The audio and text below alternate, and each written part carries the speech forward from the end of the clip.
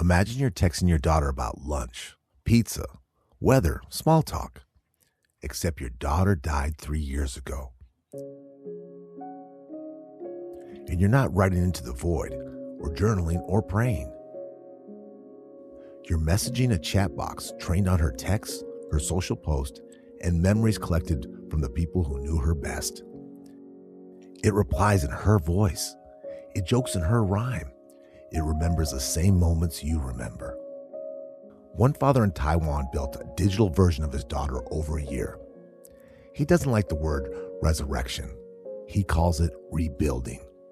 He created her voice from a single usable recording, even tweaking her accent.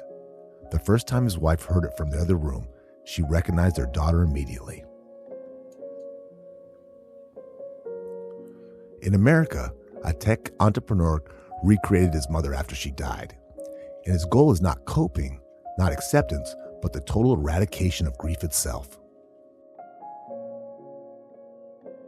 This movement of using AI to create simulations of dead loved ones is no longer a fringe fantasy. There are entire industries formed around grief AI and grief AI replicas, including voice models so you can hear the voices of the dead, and digitally recreated faces so you can see them smile as they tell you they want pizza for lunch. In some markets, you can buy back your dead loved ones for just a few dollars a month. So here's our central question today. Why are we trying to circumvent the process of grief? Is grief totally necessary in the first place? Or is it just an evolutionary glitch? Something to make us take better care of ourselves after a grandparent passes? And do these grief AI models actually feel like you're talking to your relatives? Or are they cheap chatbots being peddled by hucksters to sad parents?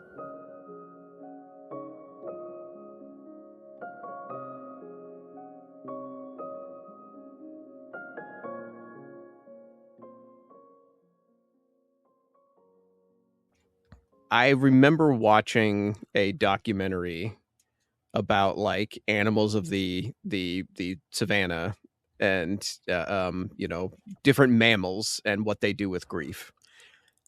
And have you ever seen the way elephants deal with grief? No, I'm thinking this wailing of, I saw a documentary on it. Tell me, refresh my memory. The craziest thing I've ever seen, I think, when it comes to grief is seeing elephants. Like the one it was showing is some of the elephants make noise and like rear back and bellow their trunk and stuff at the death of a loved one.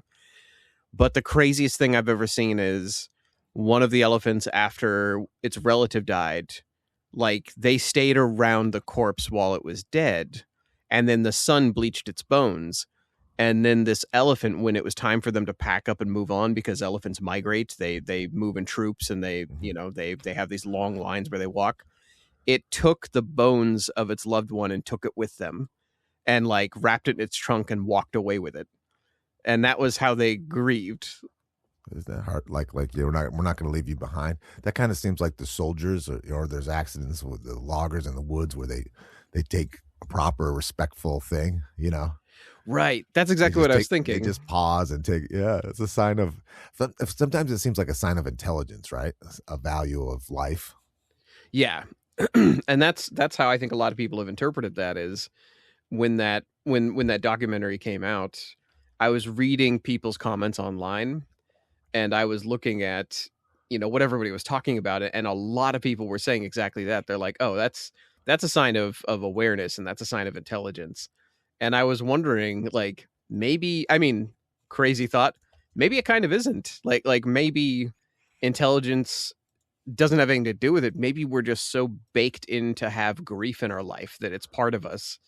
Like maybe that's more, maybe it's so hardwired in, we can't get rid of it. That makes more sense, doesn't it? Because you think about social class, right? And the grief is probably is equal, right? Yeah. That's the only thing that's an even playing field. Yeah. Do dumb people feel grief? Do uncultured people feel grief? You can't say no. Like that's impossible. Right. So, I want to start our episode by asking if you've seen those elephants, and then asking, Is it about intelligence, or are we literally wired to feel grief, and not feeling it is strange. Even thinking about grief and bringing back these, this is my relationship with grief. As far as I haven't lost a lot of people, I've lost grandparents who it was time. Yeah. And I went to those funerals, and I did not feel sad like everybody else did. To me, it did feel like I was happy to be around the people that my family members that I never see. Yeah. And the body was there, but it wasn't there. There was no spirit. There was no light. But then I had the experience of losing my brother. My brother was born when I was 16 years old. I named him. I was in the hospital when he was born, and he was premature, and he had a lot of health problems. And I was in the hospital for weeks with him. And I had an experience there where he was only 4.5 pounds, but the babies that were in there in the premature ward, some of them were 1 pound. They're the real tiny ones with the respirators and everything, Joe. Right. And I got to see those babies pass away and saw the grief on their parents as a 16-year-old boy. And I'll never forget that. And I remember being grateful. My brother looked like, he looked like Shaq in there next to those other babies. And it was so sad. And just to see those parents of all different kinds of people just so torn down. You know what I mean? Like all they want to do is say. And so he passed away when I was 21. So I had the experience of being with my mother when I was there, the person that said, you have to take him off life support. So I saw his whole circle of life. So that was a tough one. So that's the only real grief like I've in my whole life that I've had. What about you? I have my experience with grief has been very strange and very I was gonna say different, but now reading about grief, it's I don't think it's so different. I have lost. I was partially raised by my grandmother, and she passed when I was in my early 30s, and then soon after I lost both my mother and my father. And it was a different, distinct grief process for each of them.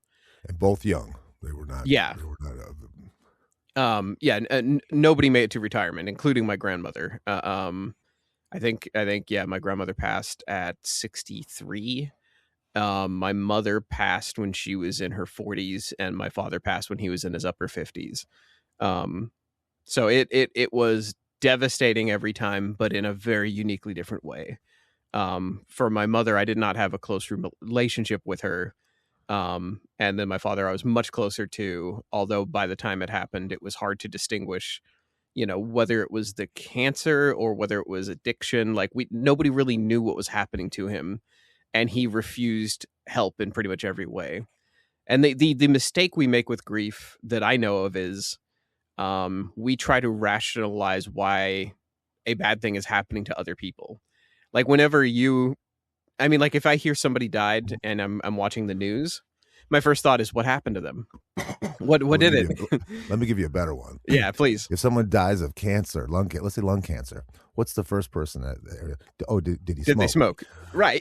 Yeah, David did smoke, Joe, but that's not all he was. He was, he was a good dude and a hard worker, and he was a good person. So I always hate that. I always hate that about myself. That's the first place I go. Like, how can I stay out of that pit? How can I stay out of that hole? Right. Well, that's we're going to definitely delve into that, but that is part of why we are hardwired for grief is part of it is we want to avoid the negative things that have happened. Like our brain makes us carve space in our life and space in our day to process grief and to also learn from it. So the very, like light beer version of that is grief, very, very micro grief. When we hear like a beloved celebrity that we actually enjoyed watching, when they die, we oftentimes will hold ceremonies for them. We'll watch spectacles online. We'll see what they do in Hollywood, but we also ask ourselves, how do I avoid that? Like, what happened? Well, I always gauge that too with how much more time I got, which is weird because I don't have the resources of those famous rich people. Right. They made it to 100, and you're like, okay, I'm good. I got like 50 more years. Speaking of grief and spectacle and how we do it big and loud, our version of an elephant's trunk carrying around a bone is very, very different. So I was wondering if you had gone and looked at any of the weird grieving processes that exist between cultures. Now, I have to bring up first because you went down this road about pets. I couldn't help. I had to keep stirring this episode back to your research because I kept thinking about lost pets. Okay. And I was still traumatized by them. So I want to bring that up. And then you see this sometimes, and it always drives me crazy. You'll see this couple will be walking their dog, and they have a senior dog, and the thing passes away, and then they'll have a puppy the next day. Right. And so I wonder if I've always felt like it's disrespectful just to a spirit that's already you know what I mean? You know what I mean? Like it's like the wife dies and you got a new one, a new younger one the next day. Can we give it a little time to cook or a little time to settle, the dust settle, or whatever you want to say? You know? Right. It's all the way back to children and their goldfish. Like if they don't notice the goldfish is gone, you go buy a new one real quick. There are some amazing, Joe did some research, and there's different ways of celebrating or respecting the dead. I'll just bring up two of my favorite. One of them is sky burials in Tibet. So this is Tibet. These are the monks, right? Very religious Buddhist monks. And what they'll do is they believe that once you're dead, your spirit is gone. So the body is just nothing, right? So what they do is they chop up your body, right? Almost like fishermen would do.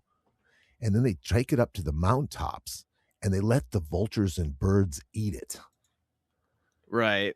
They chum you and then put you in a chum you. That's exactly. It is disgusting. I watched a couple of these online.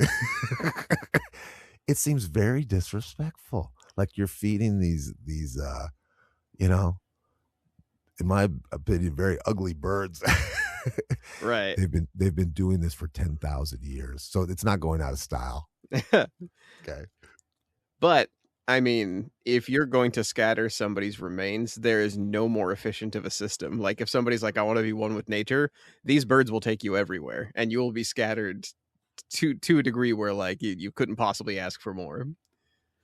Yeah, I think that makes sense. Kind of like when you go out to sea, the guy, the person who liked to sail, right? You throw their ashes in so they're. Yeah. That's what we do. That's what we do with my father. Is we went out to ocean. Wouldn't it be funny if I went the other way with that statement? I was like, that's what we do with my father. Sky burial in Oregon. I think it's against the law. It's like is that a felony? Doing something to a. Yeah, no, they don't let you do that. Yeah, defacing a corpse or whatever. So another one here is in Madagascar. Okay, so what you do is you bury your loved ones in their favorite clothes, right? Which is very common. We do that in this, you get the nice suit or whatever, their favorite dress or their wedding dress, whatever, right? Right. Now, what's different in Madagascar, this is what they do out of respect. They wait till the body's, been in the ground for a couple of years. Then they'll go and dig the grave up. They'll undress the rotten corpse that's down to bones or whatever's left of it, depending on how long they did it. And then they'll redress him in brand new clothing and write the person's name on him. And they call this the turning of the dead. And so they're marching this person through the street. It's really creepy. It's got that look to me, of the zombie look, But what the message is that we remember you. You're not forgotten. You're missed. You're still valued. And that part I really liked. Yeah.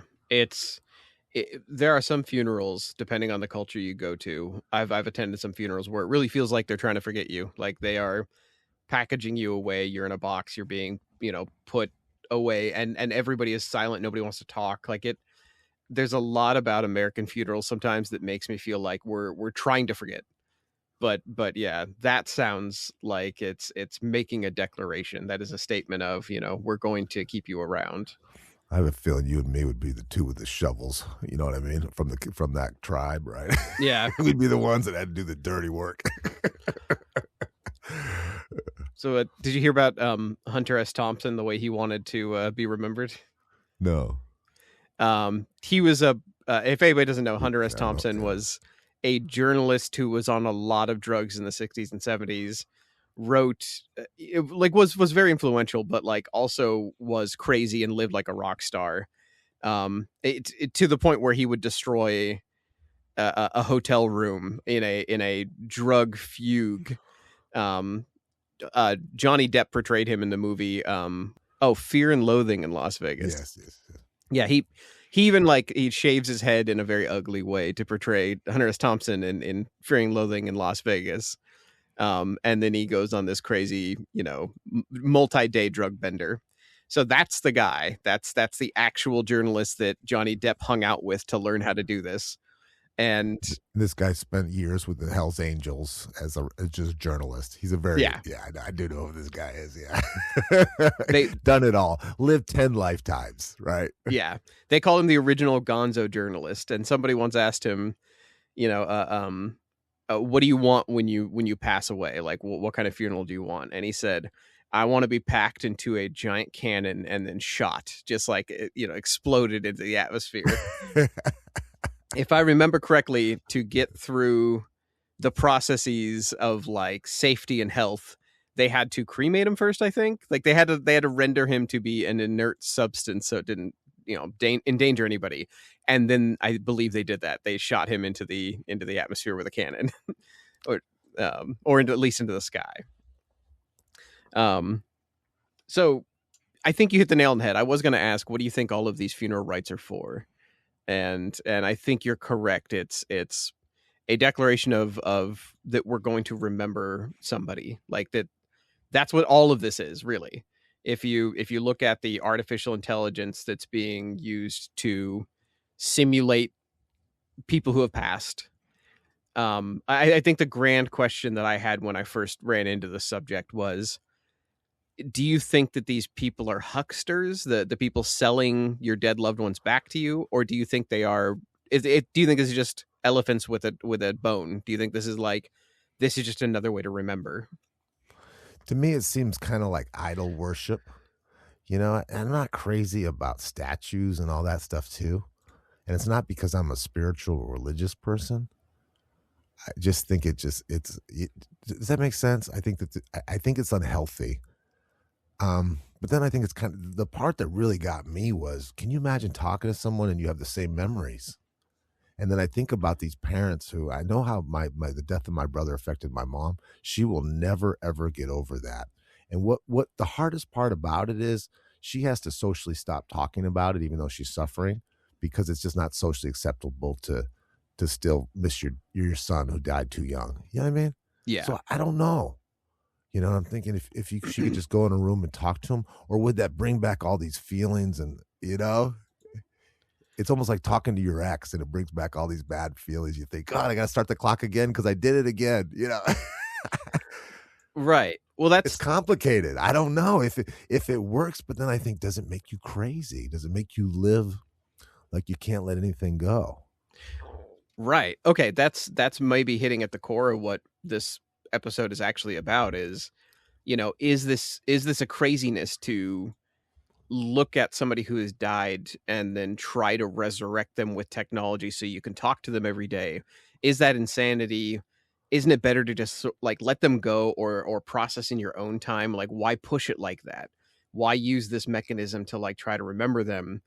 Is this a bunch of what I thought, honestly, when I was first watching these is like, they're hucksters. They're trying to sell you a very interesting picture frame of your loved ones that happens to also talk with their voice. Isn't that just ghoulish and gross? But also, like, maybe that's necessary for somebody who, like you said, like your mother, where it's like nobody is talking about the one who died anymore. Like, that happened with my father. Is he had burned a lot of bridges and like he had become, a kind of persona non grata. But we all grieved, but nobody wanted to talk about their grief because we didn't want to admit to missing somebody or being upset about somebody who was like, who had become a jackass. Like, yeah. And it's hard to go through that. My grandfather was an alcoholic too. And then that got to be, there was fighting at the funeral because part of the family was trying to say nice things about him. And the other family was seeing that as disrespect. They want us to not mention because of all the bad he did. Like it was this weird, Yeah, you know, you're whitewashing his legacy by doing that somehow. Yeah, and it's like that was very. You were on one side of the fence, you know. You were like, you had to pick a side, right?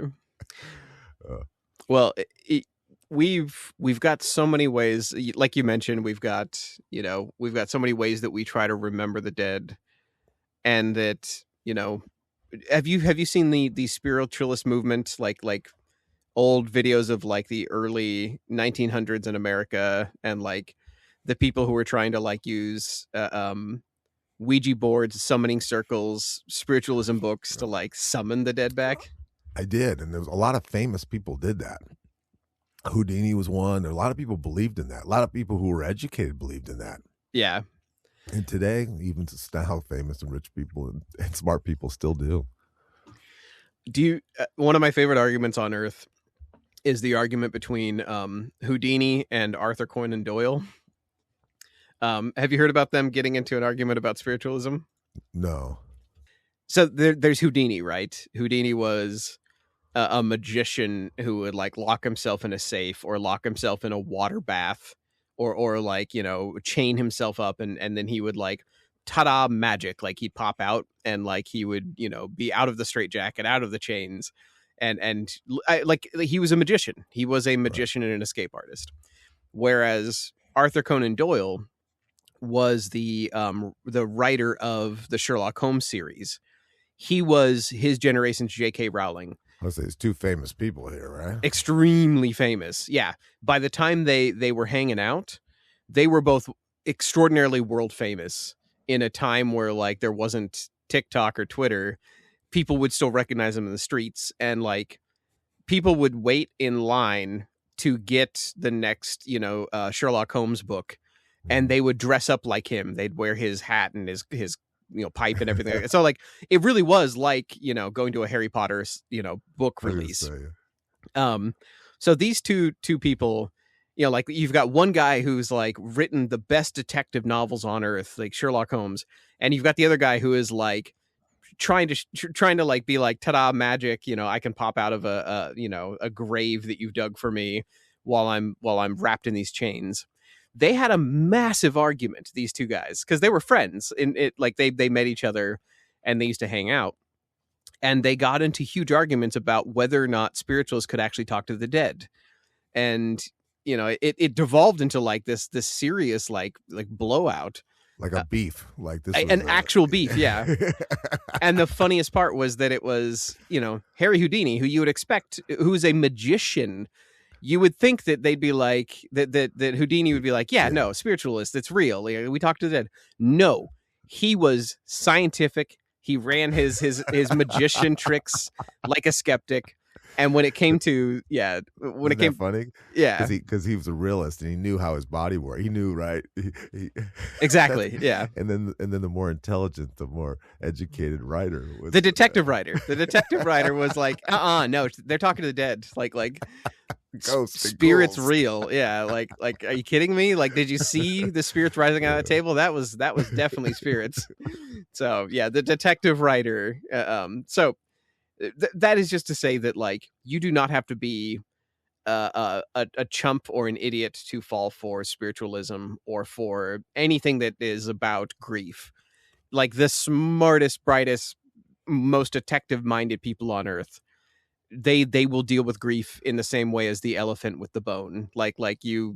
We do what we have to process grief, and a lot of times that means you go visit mediums, or you go visit a spiritual advisor, or you like we've got written in here, you ask shamans to bring a message back, take a message to my loved one.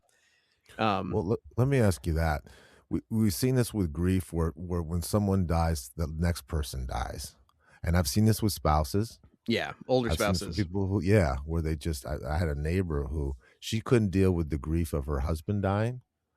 And so she kind of just committed, what do you call it? The death by despair that you taught me about, which is an actual way of dying. Yeah. And so she just stopped eating and just kind of gave up on life. And people who lose a child can sometimes do that. They just don't get it back. So there's got to be, would that save those people or keep them around a bit longer, you know? Right. Well, that is one of the questions or one of the answers that we're going to explore. I have this is a two-part answer basically is what I'm saying. Is the starting question is is it healthy for us to want to make robot clones of our deceased loved ones?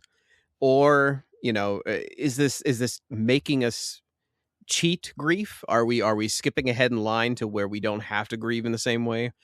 Or is this something that we have to do? Like, I guess the cleaner way to say that is, you know, does grief do something for our brain? Do we even have to grieve as humans? Is that, do we have to? Like, it's like a kid asking, do I have to, do I have to grieve? Like, is that, won't I be happier as a person if I just never grieve anybody? Like, maybe a robot can help me just not. That might be something. That'd be Um, nice, right? yeah. And the other thing is, if we have to, what is grief doing to our brain that is so necessary? Like, why is that part of the human condition? There's lots of animals in the animal kingdom that do not grieve. Ants, like hive insects, when the drone next to them dies, they don't stop to think about it. They usually pick them up and pack them off as food. Like, it's just like, oh, look, my buddy turned into food. Cool. No thought at all. um so do we have to? Like, what is it really doing for us? um so to answer those two questions, we're going to take this in two parts. The first one is, well, we'll have all of our sources posted if anybody wants to follow our links and read the same stuff.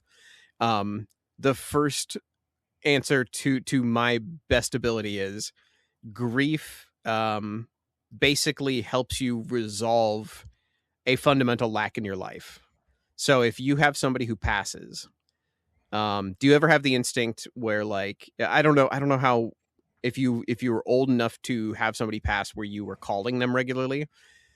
A lot of people talk about, like, I was speaking with a friend and they're like, my mom passed and I want to call them all the time. Like, I have that part in my Yes. brain where I turn and I will grab my phone to call them and tell them that my boyfriend broke up with me. And Yes.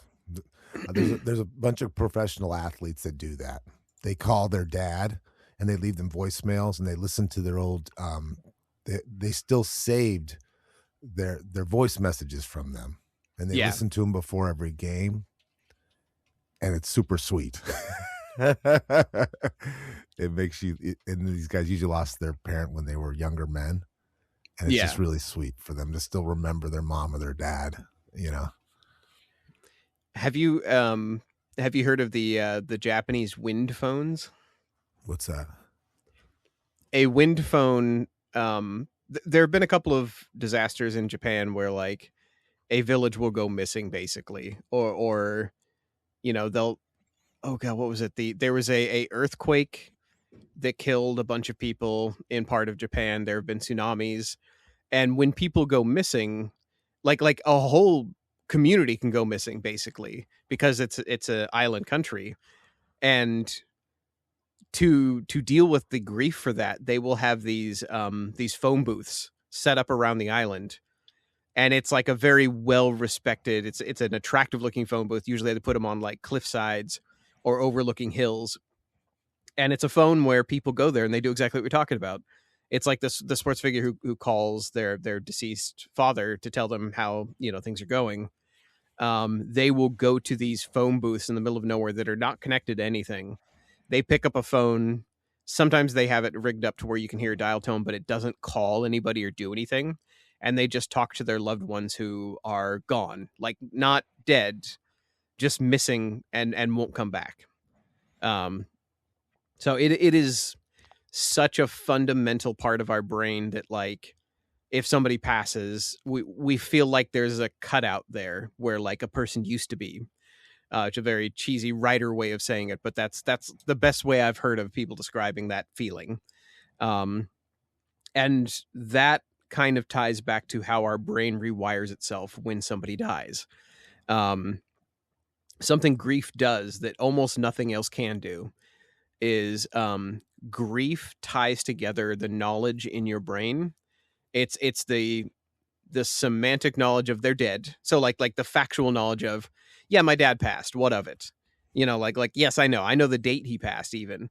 But that, there's a lot of people in my family who were very much like that. They had the semantic knowledge. They did not have the grief. They had the, yeah, he died on this date. We signed his papers. Isn't But that funny? That's the white wig that everybody gets when somebody dies, though. yeah, We all get in this thing of what kind of person was this? right. Like we're so perfect, But what, right? Is that funny? yeah. And that would be easy for us. Like what I'm saying is it worth griefing? That's what we kind of say. Is this person Yeah. worth missing? Well, they even, of course they are. That's the crazy part is whether you feel like it's worth grieving them or not, you still will in some way. Like grief will happen and your brain will force you to feel that. And the reason I'm saying is the reason they do it is because you have to bridge the gap between, I know factually they have died because I signed the paperwork, but you have to tie that to episodic and attachment memory, which is your brain subconsciously telling you they should be here. And once you tie those two things together, grief becomes cleaner, and it also becomes like a finished process. Grief has done its job at that point. Like you mentioned, your mother, is it when is it acceptable for her to, talk about a deceased child, especially after so long? Like if it's been years and people are done grieving around her, when is it okay to turn that off? And the answer is, there are some family members where your brain is wired to think they should be here. I should be calling them right now for a very, very, very long time.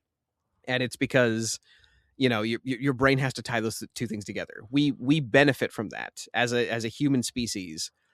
If we only had if we're like the ants, or like if we did not react to somebody dying around us, like mice will eat the dead. Like if a mouse dies next to them or a rat dies next to another rat, they just eat them. If we had the semantic knowledge of, oh yep, they died, that would be one thing. That would be just a process. But because we have the episodic memory that says you should call them, they should be here, that means that grief is both sticky and it's prolonged, and it has a job. That's what tells us that grief is doing a job for our brain, and that's helping you rewire. That's actually the part that probably lasts the longest, is that section of grief and how long it takes it to rewire your brain. In fact, that's the article I'm going to recommend from this. There's an author who wrote a book about this. Her name is Mary Frances O'Connor. She's a neuroscientist, and she wrote a book called How the Brain Rewires Itself After Losing a Loved One. There's a lot of cliff notes I took during this episode writing where I was like, oh yeah, we're going to get into the neuroscience of it. We're going to drill down and find out exactly what happens to the brain. And I think after I was taking notes on pre-neural maps that don't match post-reality, and the reward system in the brain isn't firing like it should, and like the part of your brain that processes stress, the anterior cingulate cortex, is like doing weird stuff. And I'm just like, after a while, I'm like, it isn't really necessary for people to, unless you're interested in that book, please do read it. But that's not the part where we need to know that grief is doing a job. Like that's kind of like describing every motion if somebody digging a ditch makes. I'm like, oh yeah, no, here's the exact motions. And I'm like, no, we should really just summarize that grief is changing your brain to have a hole cut out of it that will very slowly fill with memories over time. And you will very, very slowly make sense of it. But the reason why your brain is doing that is because it will benefit you in the end. Grief's process and grief's job is to make you remember somebody used to be there, and there's things that you should change about your life to remember them better and to honor them.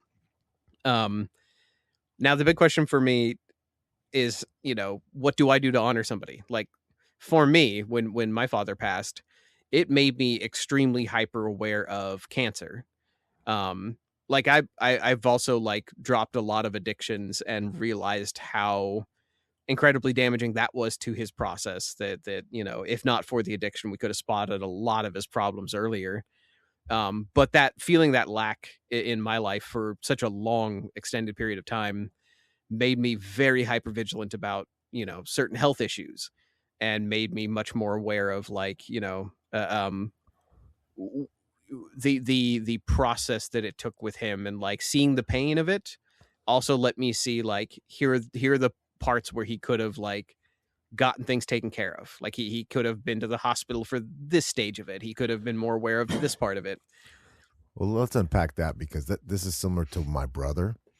And I've noticed that when I talk about my brother's death, because he's 31 and it's a shocking thing, depending who I'm talking to, Joe, I will say that he lost his life to addiction, or I will say he got hit by a car, and both are true. But there's a very big different reaction Yeah, when someone says it was an accident, as opposed to, oh, you know what I mean? Do you do that with your dad too? Do you say cancer? Because I've heard you refer to it different ways. absolutely. And here's the reality is, if you say they died from addiction, or they were he was classified as natural causes, like he was classified as death by despair effectively. But the reason why it was so devastating is because the addiction covered something else up. Almost no one purely dies from addiction. That's just a failed liver. Right. Um, but like the number one cause of death on paper when somebody dies from addiction is heart attack. Like it's, but you can't. Yeah, like what do people tell people when somebody dies from addiction and they have heart attack written on their papers, because that's technically what gave out first, is their heart or their liver. So for me, I generally tell people addiction, because if it weren't for the addictive part of it, he would have seen help. Like he would have gotten help. He was seeing doctors, and he just ignored But them. there's more sympathy, is what I'm trying to say. For Oh, yeah, that's true. And so to me it feels like a more respectful thing. You know what I mean? But if I'm talking to someone who has kids who are addicts, I will tell them to make them feel better that I did lose a brother, so I understand. And it does, when you lose someone to addiction, is different than someone who's just annoying and borrowing Yeah. money and embarrassing. It is different. Yeah, it's much harder when the person who, I mean, like, I will say that somebody can be, um, you can have people where one, everybody's looking for that clip in the news where they're like, "How'd they die?" Okay, I won't fall fate to that. Like that's not going to be something that gets me. Like you breathe a sigh of relief when you find out that a celebrity died from something that was preventable or avoidable.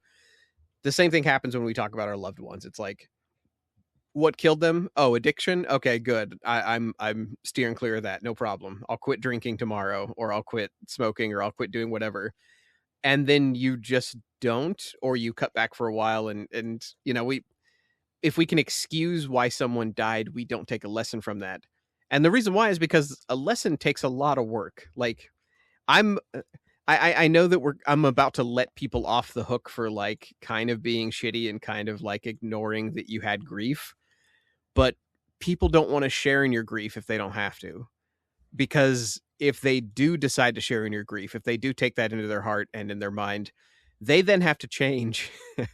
And if they start that process, that is a lot. Like that is you know, that's a ton of work and a ton of like calories and mental calories, and that's a ton of thinking ahead, and we don't want to do that unless we absolutely have to. If I hear in the news that somebody died from something I am doing, like if I find out that my favorite celebrity died and they're drinking as much as I am and they eat the same way that I do, I'm shook. Like that you know, that hurts me. Or for instance, with like my father, if I find out that somebody died and it's like a type of cancer that now, you know, I know runs in my family, that makes me hyper aware and it makes me very scared. We do not like that feeling. We don't want to borrow grief from other people. So I honestly don't feel bad when somebody's like, "Oh, they died from addiction." Phew, and then they walk away. And I don't have to describe anymore. Like I don't have to explain anymore. I'm okay with people saving themselves that, not wanting to take on that burden. But I am saying that it absolutely fills a need in our life, that we need grief in a way that makes us grow and rewires our brain and makes us more matured as people.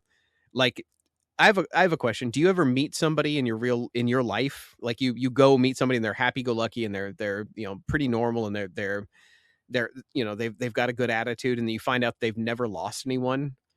Do you ever think like, oh, you haven't really matured? Like, Absolutely. Yeah. And yes, like the rich sheltered kid. Yeah. Yeah, I do.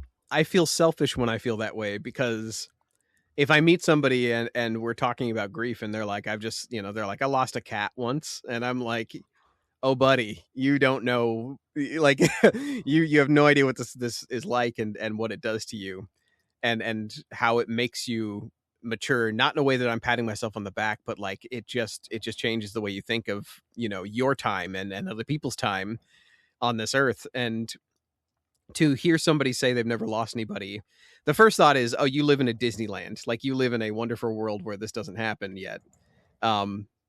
But also, like, you realize that, okay, well, it's okay that they haven't gone through this process. They're going to like grief will get to everybody at some point, and it doesn't mean that they don't have a depth of soul. Like, it doesn't mean they can't sing the blues. It just means that they haven't had their brain slightly rewired the way, like that one. Yeah, the way everybody else has. So it's I'll state my opinion on this before we get to the actual fact, the next segment. I think the grief process is necessary, and not only that, it does things and remaps parts of the brain that you need to have happen for you to be a fully mature human being, not adult. That's a weird way of saying it. And again, I speak from some experience. I've lost 3 very close people in my life, and and so has Todd. And I think it made us both value people and time in a different way. Not necessarily positive. It makes me risk averse. Like, there's things that I just won't do anymore. Like, like I don't look at, wars the same way. I don't look at, sickness the same way. Like, it's made me extraordinarily risk averse in strange ways. And I think it does that for a lot of people who, who have people who pass from, causes that were preventable, or addiction, or diseases that could have been looked into or fixed. So I guess the weird way to look at it is grief itself is learning. It's a process of learning. And if our goal becomes, I don't want to feel bad anymore, and we're trying to offload that to grief bots, that may not be a healthy thing, is what I'm saying. So is there a good way to make it healthy? And I guess I'll kind of throw it back to you with this question. My method of grieving the first couple times was unhealthy. I got drunk. Like, that was my first few dances with grief. Later on, it became healthier. Later on, I started realizing what was happening, and I had been to a therapist, and I started treating grief for what it was. And so I was going to ask you, Todd, what does healthy grief look like in your life? My own example is, I think I went to a thing of maybe defending my brother, and then seeing people as I always think of those like autobiographies or those documentaries about someone, and they just I just watched one on John Candy where his kids endorsed it, and it was just this worship of the person. And I like the fact of really looking at my relationship with that person and thinking, and what I enjoyed about my brother one was remembering him when he was a little boy and the time we spent together, and remembering changing his diapers, and then taking him to the boxing gym and all the fun things we did, and really kind of celebrating those. And then really kind of harping on the addiction and the ugliness and the stealing and the lying and and I guess just really remembering his life, and having it just kind of land. Yeah. Writing my own little movie about him, about it was just with just him and I, you know what I mean? And it was kind of nice. That's how I dealt with it. And I was grateful at the end, and I do feel better. And it was just so final. Do you know what I mean? I guess in life when we're, you've taught me that in humans we're always focused on the next problem, right? Yeah. But death is really, that's it, right? And then there's paperwork, and there's one of the saddest things about my brother that I still kind of feel grief for was he was an organ donor, but because of his lifestyle, they couldn't use any of his body parts. And that was really sad to my mom and I, that literally, you know what I mean? That would be a great thing too. I like that, to give your heart, your eyes to somebody, Yeah. That sounds like we'll just like the phrase that comes to mind is that is a personal type of grief process, and that is a very lovely type of grief process in its own way. Like it's not the, like you were talking about, like bringing up and turning up the dead, and like changing their clothes and moving around with them. Like a more personal grief process is something where, like, I think you might benefit more from that. Like that might be a healthier way to do it, is to unpack that feeling slowly, and to and there's no good, like, by the way, I'm saying this as if like there is a good way to deal with grief and a bad way. The bad way is like whatever, if it's maladaptive and it does you harm. Like if you start grieving and the people around you realize that you're suffering in a way where like it's painful, or like it's doing you harm and disrupting your life significantly. You're opening up that sore. Yeah, right? That's one thing. But what you're describing is something where it's remembering them in a honest way and taking your time with that. Is it seems a heck of a lot healthier and more honest. Well, I think they get thrown into one bucket or the other. I think they get into it's a good thing they're gone kind of, or they were the greatest person. You know what I mean? And I don't like those people too. Yeah. When they're still living in the past and they won't let go, Right. I think you're right. I think the reason why this is so tough as an episode isn't just because it's about grief, but because they're either a saint or, they deserve what they got almost. Yeah, and they're both terrible. They're both not true. Yeah, exactly. Yeah, there's always a gray area. And it's not just a gray area. That gray area is where we learn the best and we develop the most and we mature the most. And that's where grief does its best work, is in that gray area.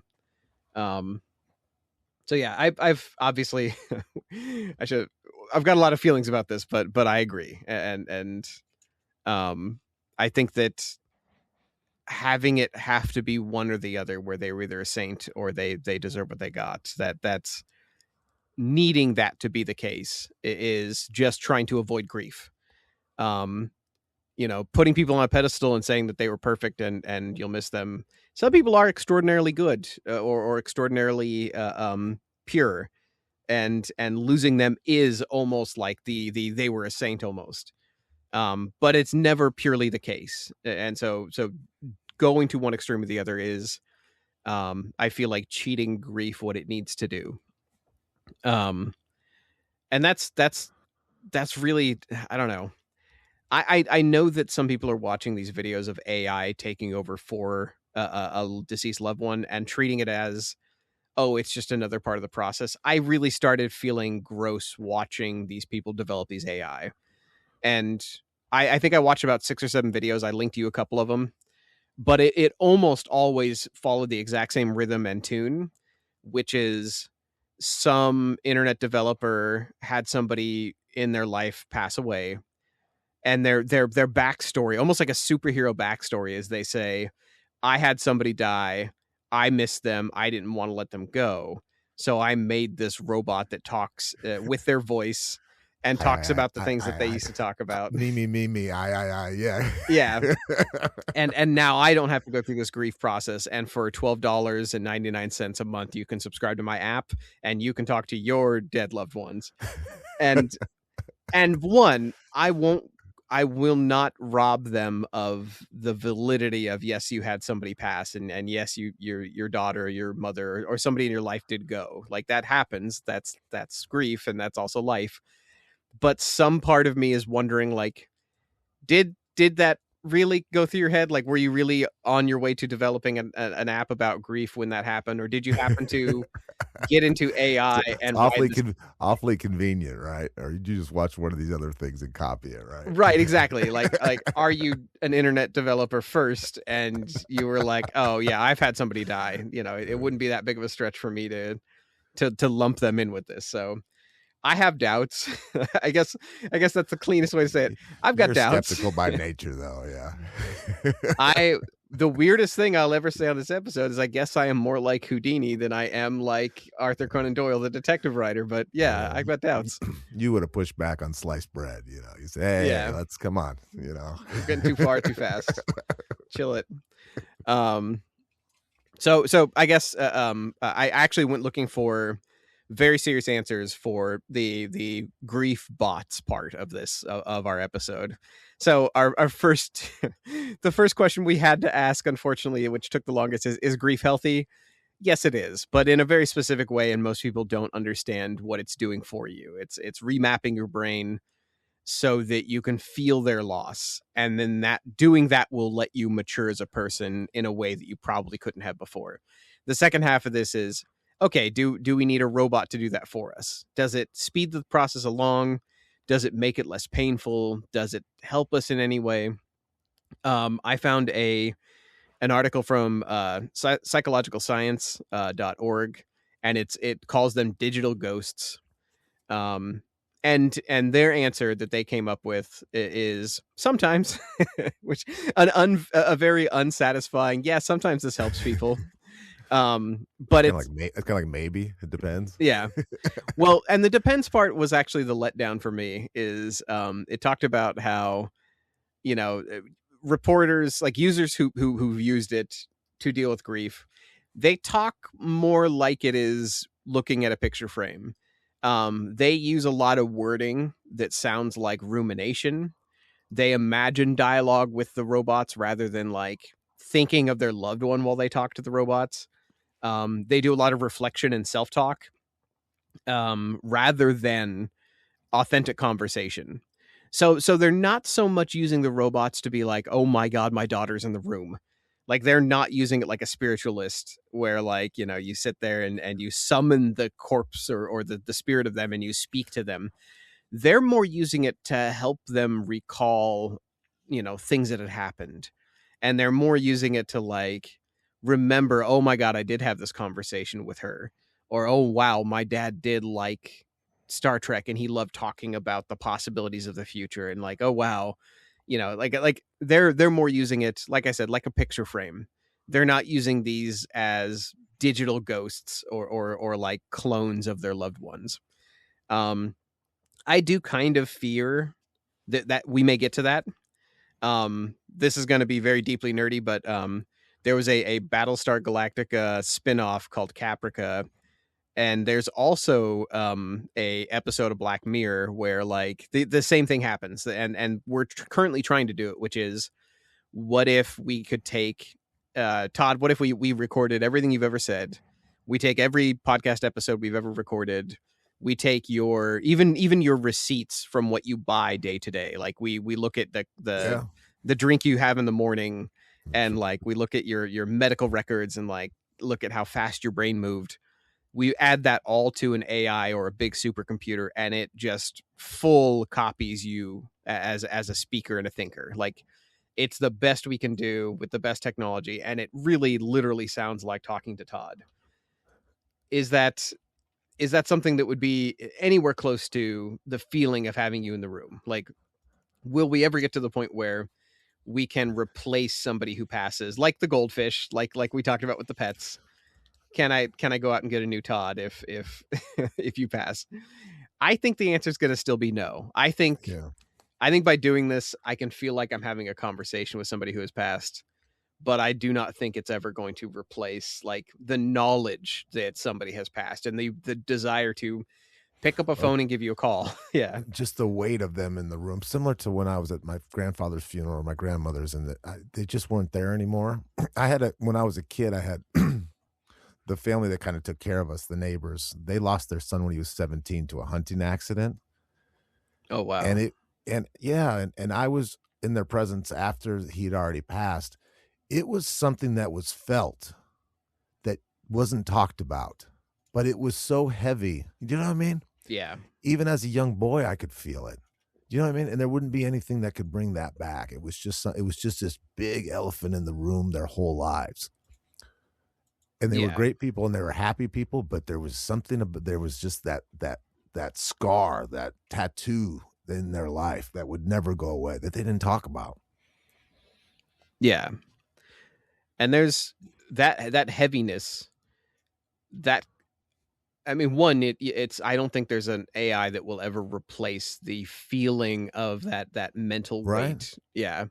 And us doing this this self-awareness study, we do a lot of things about how people act, their behaviors, right? You're, a studying psychologist. But there's something about just being in the presence of somebody Yeah. that builds love and trust, that it's not because how they make you feel. It's just something about them, it's a chemical or whatever it is, Yeah. that you just love them and you like them and you feel safe and I don't think you feel safe and loved by just content of somebody and photos and imagery. That is such a good way to say it. You really drove it home. The content of them, not them. Like, you can feel the difference when it is content versus when it is a person. Similar to social media, right? It's not that real person. Like, some people are good looking online, right? We say, right? Yeah. And you don't feel that way when you're with them, or you do, or you feel way different about you. The pictures don't do them justice. Right. What do you want? An actor like, was it Ian McKellen who was in the Hobbit series? Like, do you want a award-winning actor who can go up on stage and deliver Shakespeare sounding and feeling like a person in the thing you're watching, or are you okay with the Star Wars CGI cartoon version? Because that cartoon version costs all the money in the world and uses the best computers in the world to make that cartoon that you're watching, that cartoon character that looks like an alien. Or do you want the person who is like actually able to do these things? So yeah, you could not have put it better. It's content of them, and that can help you remember, and that can help you with the grief process. But it is not the grief process. It's not a replacement, obviously. So there's one last thing I want to talk about, if you're okay with it, which is big picture grief. So I did not even think about this until I was talking to a couple of friends about this. Like, I'm going through research processes, and I'm talking to people who are like in the field of research.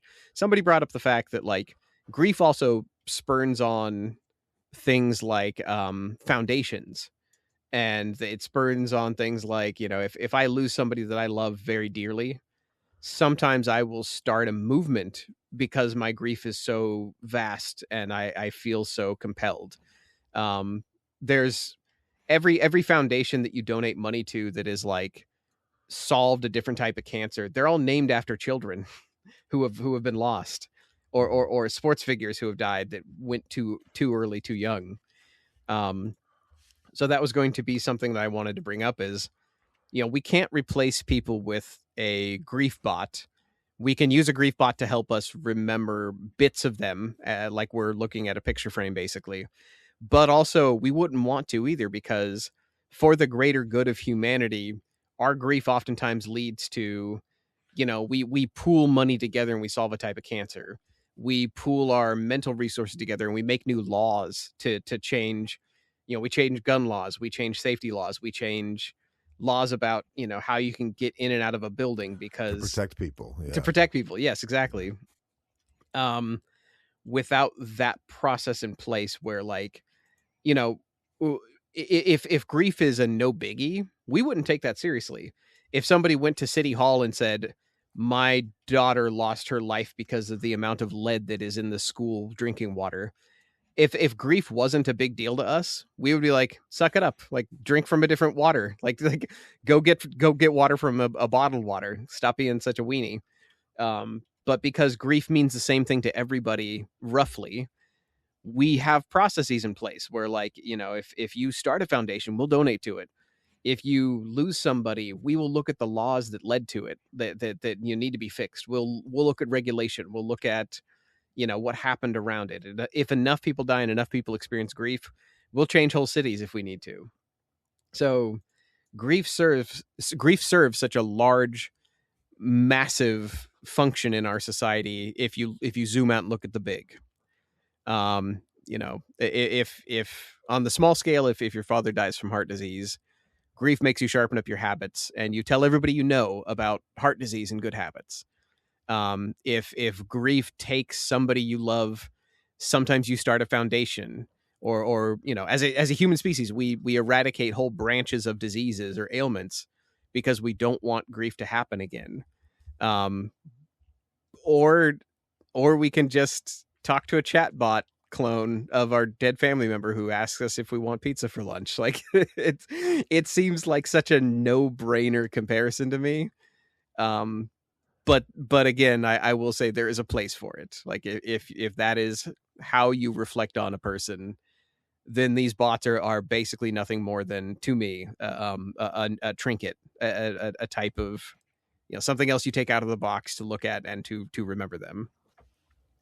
I'm gonna end one story. I was working a car show when I was in the car business, and I was a sales manager for a car lot, and there was a booth set up, and this is where all the manufacturers show their new cars, and it was a booth set up, and there was a huge photo, and what it was about the cause of don't text and drive because people can pass away, and there was a young woman on there. There was a picture of her, and I was looking at it, and I was talking to my friend, and I said to my friend, one of my coworkers, I said, "What a beautiful young woman."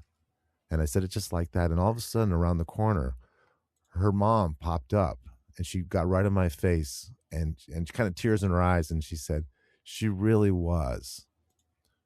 And then she played a voice thing of her. Oh, wow. Me. Yeah.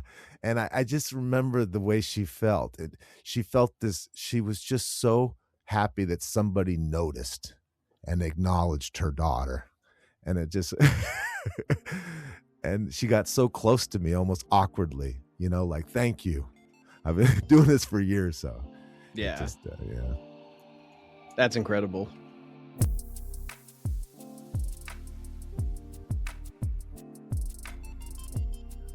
You've been listening to The Re-Engineered You. Thank you so much for listening to the show. You mean the world to us. You can find us at www.re-engineeredyou.com. That's where we have research links, show notes, and feedback for our episodes. We're not experts on anything, but we got opinion on everything.